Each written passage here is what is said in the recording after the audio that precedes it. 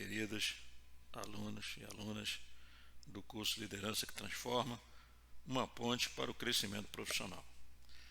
Estamos iniciando a segunda aula. Vamos relembrar um pouquinho o que aprendemos na primeira aula? Por que é tão difícil liderar pessoas? Vamos olhar aqui a nossa opinião. Primeiro, porque ainda há uma cultura de dominância muito forte, vinda do passado. É um problema antropológico da sociedade, resumido nesse conceito de manda quem pode e obedece quem tem juízo. É uma cultura que nós precisamos enfrentar e transformar, porque ela não faz bem para ninguém. Depois, porque a velocidade das transformações da sociedade é muito intensa em função da evolução tecnológica. E o ser humano, na sua essência, não acompanha. Por mais que a gente tenha essa impressão que os bebês já nascem com a evolução tecnológica, na realidade, todos nós nascemos, e vamos aprender durante esse curso, com os ingredientes de todos os seres humanos desde que eles existem. Evidentemente que os bebês já nascem com muita informação e todos os aspectos da evolução tecnológica. Isso faz com que eles acelerem o processo de desenvolvimento, o que é, na minha opinião, muito bom também. A outra dificuldade é porque há um grande desconhecimento dos profissionais de gestão e de liderança sobre a complexidade do ser humano, que é, de fato, a sua matéria-prima principal. E, por falta desse conhecimento, também como lidar com essa complexidade. E, finalmente, porque os profissionais são alçados a cargos de liderança sem a preocupação prévia de prepará-los e desenvolver o comportamento de influência que nós podemos verificar que é o mais propício para quem tem liderança de pessoas. Ou seja, se você tem uma preponderância no comportamento de influência, você tende a ser um líder mais eficaz, conforme nós aprendemos na aula 1. Além disso, na primeira aula, nós estudamos sobre a estrutura psíquica, o estado mais primitivo do ser humano, segundo Freud. Ou seja, todos nós nascemos com os instintos primitivos e não tem jeito, todos nascem. Depois nós podemos afirmar, e aprendemos na aula 1, que o ego existe para controlar o id e o seu estado mais primitivo. E isso é muito afetado pelo ambiente externo. Por isso é que a gente fala tanto da importância da cultura, da educação, da família, da religião, porque esse ambiente todo afeta o desenvolvimento do ego e o ego controla os instintos primitivos, a partir dessa realidade externa. Há um mito, né, que às vezes a gente fala assim, esse cara tem um ego muito elevado, por isso é que ele não evolui. Não, é o contrário. Quando você tem um ego muito evoluído, você consegue controlar os instintos primitivos e, consequentemente, você é um ser melhor, é um ser mais desenvolvido. Outra coisa que nós aprendemos é que o superego, que está acima do ego, né, o superego é quem controla o ego no nosso ambiente mental, na estrutura psíquica. O ego ele tem duas divisões, né? Ele dita o bem a ser procurado e a consciência. Então ele tem esse controle, né? E ele determina o mal a ser evitado. E sua função é controlar o ego, embora este encontre-se no estado de irracionalidade. A importância do superego.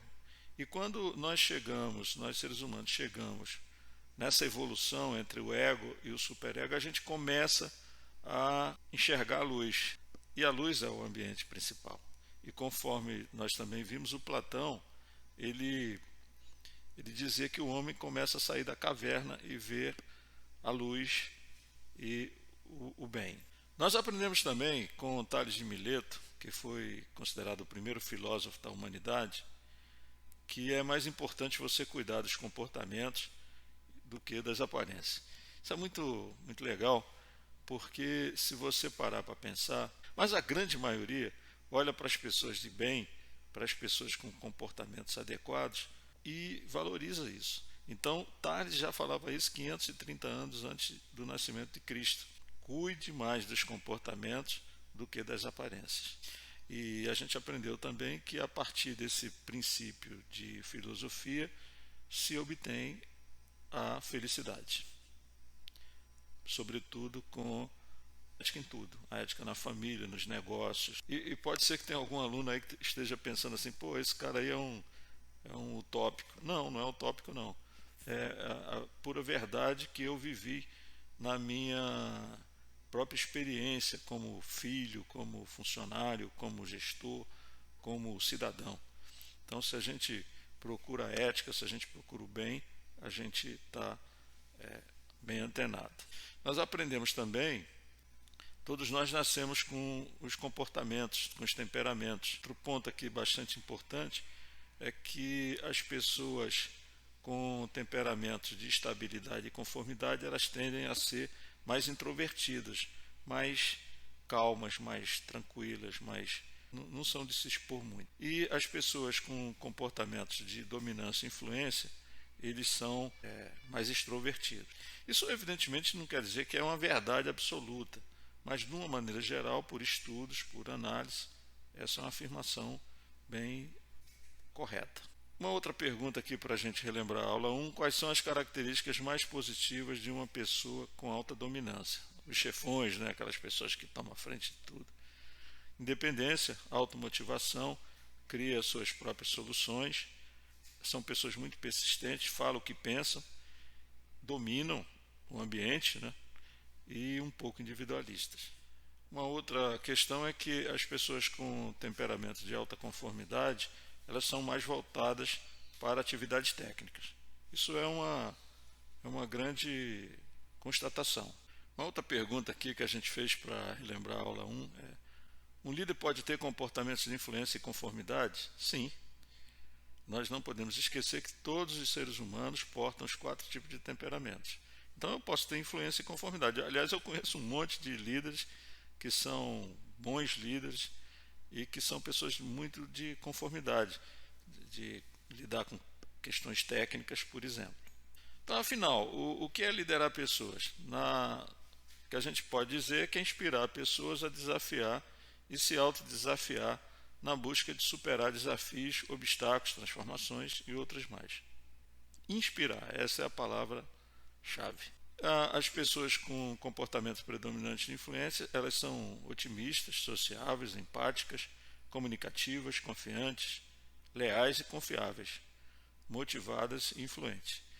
E precisam ficar atentos às suas possíveis irracionalidades, falar muito, não tolerar rejeição, são às vezes um pouco desfocadas, desorganizadas e avaliam pessoas pela emoção e sempre muito emotivas. Isso é uma coisa muito interessante, né? Principalmente nesse aspecto de avaliar as pessoas pela emoção. Porque às vezes tem pessoas que fazem aquele ambiente da emoção e terminam dominando o líder, né? Então isso é uma coisa, o influente ele tem que ter muito cuidado. Hoje nós vamos estudar na aula que estamos iniciando as inteligências, ou o que a gente chama de potencialidades humanas. Todo mundo é portador dessas inteligências, só que algumas são mais predominantes do que as outras. Então vamos dar uma olhada quais são essas inteligências. O racional, muito comum em engenheiros, matemáticos, financeiros. Por isso, quando a gente seleciona alguém para a área financeira, a gente olha muito se o cara é racional, né? Se ele tem facilidade de lidar com os números. A lógica são as pessoas de informática, biologia, que trabalham com processos. Inteligência perceptiva, ou também conhecida como espacial, ela é muito comum nos arquitetos, desenhistas, escultores. A inteligência comunicativa, nos vendedores, nos publicitários, nos professores, nos líderes também, nas pessoas que têm o dom. Falar em dom, as inteligências na verdade são os dons, né, que a gente tem, as vocações. A musical, que é muito encontrada nos cantores, nos maestros, nos músicos. Aliás, a musical, não sei se vocês sabem, a música nasceu da racionalidade. Ela nasceu na escola pitagórica, de Pitágoras, que era uma escola de muita matemática, né? Foi onde que nasceu a matemática. Então, a música nasceu lá na escola de Pitágoras, dentro da racionalidade. E a sinestésica, que é muito essa coisa do lidar com o corpo, né? Que são os atletas, os dançarinos, os marabalistas. Dizem até que os neurocirurgiães têm que ter uma sinestésica muito desenvolvida, porque eles lidam com aspectos muito de detalhes no cérebro, na cirurgia do cérebro e tal. A emocional, que é muito comum nos vendedores, líderes, educadores, e sendo que a emocional ela se divide em duas: a intrapessoal, ela olha para dentro de si mesmo e se autoanalisa; interpessoal, a capacidade da pessoa se colocar no lugar do outro. Então, gente, são essas inteligências que nós estamos estudando. Aqui, segundo o professor Cuca, os líderes de sucesso tendem a ter a inteligência emocional muito desenvolvida e a comunicativa também. É verdade, né? Porque quem tem a capacidade de se comunicar, de ouvir, olhando a comunicação como ouvir e também falar, escrever bem, e essa capacidade de se colocar no lugar do outro, verificar se o outro lado está certo, está errado, ou de se autoanalisar, é preponderante para quem lidera pessoas. A fonte desse nosso estudo inicial é o PhD Daniel Goleman, grande psicólogo americano que estudou muito sobre a inteligência e sobre as inteligências e, sobretudo, sobre a inteligência emocional. Aqui a Lídia, a nossa grande Lídia, que vai nos ajudar aqui também com a parte gráfica, né? Ela diz para o professor Cook: então eu posso desenvolver essas inteligências? Provavelmente ela está preocupada, porque ela é uma líder e deve já estar começando a identificar algumas carências. Aliás, para quem não sabe, a Lídia é uma das deusas da matemática. Eu acho que o pai dela botou o nome dela de Lídia, porque depois vocês vão ver que na história, na narrativa que a gente conta aqui no curso, a Lídia é muito matemática. É uma líder com muitas características de matemática. Sim, é possível desenvolver as inteligências. É a função de cada um, com o apoio da escola, da família, da cultura, do recursos humanos. A área de recursos humanos tem um papel muito importante no desenvolvimento das pessoas. E aí, o que a gente está querendo dizer é que é um conjunto de pessoas atuando, mas começa em você. Se você não quer desenvolver, como é que eu vou tentar desenvolver você? Aliás, essa história de desenvolvimento, meus queridos amigos e amigas, alunos, alunas, sempre tem a ver com o eu. Se eu não quero, eu não consigo. E às vezes esse instinto primitivo de não querer é muito danoso. Então a gente começa tudo na área de desenvolvimento falando no que eu quero. Eu quero, eu preciso e eu quero. Às vezes você precisa e não quer. Então o cérebro é um músculo e quanto mais você trabalha ele na direção de se desenvolver nas inteligências, você vai obter sucesso. E aí, gente, é por isso que existe a escola, por isso é que a gente fala tanto da cultura, por isso é que a gente fala tanto da importância da família. E a família, conforme a gente falou no primeiro vídeo, na primeira aula, não é a família formal de pai e mãe. Às vezes você tem pai e mãe até enrolados e você vai se apegar numa família que te criou, que te deu educação, que te deu carinho, que te deu. E aí a família também é muito vaga, pode ser até uma sociedade que se torna uma família. Quantas a gente não conhece por aí? Embora eu particularmente acho que a importância do pai e da mãe é sempre muito, muito relevante pela questão da natureza, né? A gente olha os pássaros, os animais, e tem toda essa ligação do pai e da mãe com os filhos. Então a Lídia, né, a nossa deusa da matemática aqui, ela diz o seguinte: rapidamente eu descobri nessas duas aulas que o meu ego é alto. Olha só, tem um ego alto, ou seja, controla bem os instintos primitivos, é muito dominante e tem a inteligência racional predominante. E aí pergunta: isso é bom ou ruim? Não se trata de ser bom ou ruim, é uma realidade. Quando a gente se conhece e conhece os outros, é um grande salto para o desenvolvimento e a melhoria nas relações e na liderança. Eu na minha vida, conheci pessoas com ego legal, superego legal, pessoas dominantes e pessoas com inteligência racional desenvolvida, mas que faziam um trabalho de liderança muito importante. Até porque elas estavam sempre preocupadas em se desenvolver na direção do que nós vamos falar aqui, que é o ideal é que você tenha uma predominância na inteligência emocional, né? E comunicativa também, nós já falamos, e também nos comportamentos de influência. Mas isso não quer dizer que você, a ser dominante, ter uma inteligência racional, não faça você também um bom líder. E aí é o que a gente está falando aqui, né? Que é óbvio que um líder com temperamento de influência alta, inteligência emocional mais desenvolvida, ele leva vantagem sobre os demais.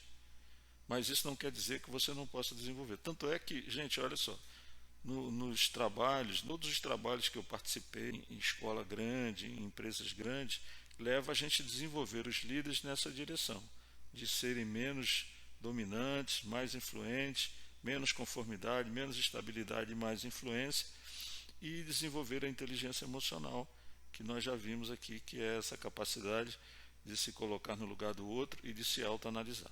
E aí ela pergunta, e o que posso fazer para desenvolver minha inteligência emocional? Lídia, é exatamente como um jogador de basquete. Ele tem a inteligência dele sinestésica predominante, mas ele precisa treinar de 4 a 7 horas por dia. Então você, como quer se desenvolver na direção da inteligência emocional, você tem que diariamente treinar isso. Se você está numa reunião, se coloca no lugar dos outros. Aprende a fazer isso. E se autoanalisa. Quando você começar a falar coisas indevidas e se emocionar muito, é importante que você controle isso, né? Então, se você todo dia fizer um pouquinho, no ano você vai ter feito 365 vezes. No segundo ano, 700 vezes. Então, você já está se desenvolvendo muito. Porque você é que tem que querer fazer isso. É claro que, conforme nós falamos, a empresa também é importante, a área de recursos humanos é importante em oferecer os sistemas, os treinamentos que desenvolvem isso. Mas começa tudo em você.